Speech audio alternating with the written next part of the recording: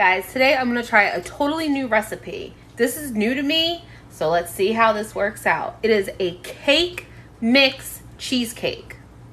We're gonna find out. The recipe calls for 1 box of cake mix. I am using a sugar-free cake mix. You're gonna need 1 cup of heavy whipping cream. You're gonna need 2 blocks of cream cheese and 3 eggs. You're also gonna need some melted butter, but the recipe doesn't say how much, so I guess you're just gonna have to eye it up to make the crust. All right, you guys split your cake mix. You have to put 12 ounces in one bowl and put 4 ounces of cake mix in the other bowl. All right, y'all, I might have to do a part 2, but you're supposed to add melted butter, it doesn't say how much, to this bowl, and then to this you're gonna add all this stuff, the eggs and the heavy whipping cream and stuff. But now we're gonna do our crust first. Okay, so part 2, I just added a stick of melted butter to the 3/4 part, and I mixed it up, and it should be nice and crumbly. You can see the comparison of the bowls. So this has the melted butter in it. It's all nice and crumbly, and then you're gonna want to pour this in your springform pan and press it down in. I'll show you what it looks like. All right, there we go. The cake mix is all nice and packed down in there. And now on to the next step.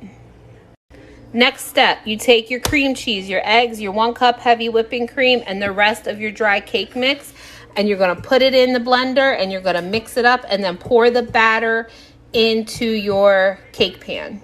All right, y'all, here's what the batter looks like. I'm gonna turn it off so you can see. That's what the batter is looking like. Stay tuned for part 3. My oven is preheated to 325 as per the recipe says.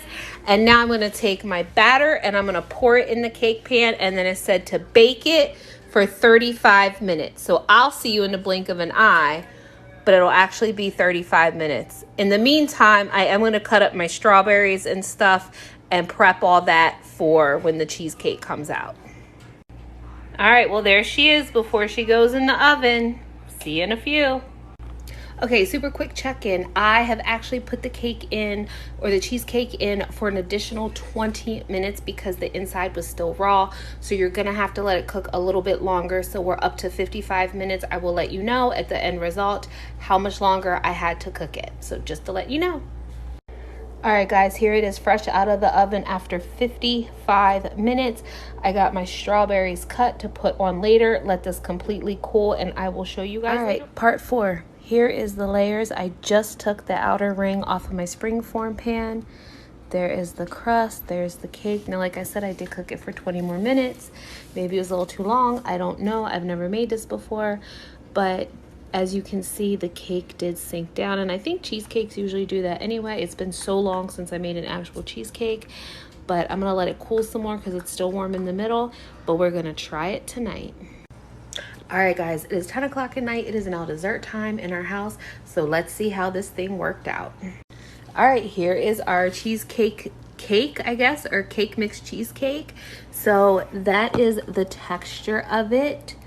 And it is actually very, very delicious. I give it 2 thumbs up, and we have some sugar-free Cool Whip, and we have some fresh cut strawberries to put on top of it. Good to go. There she is.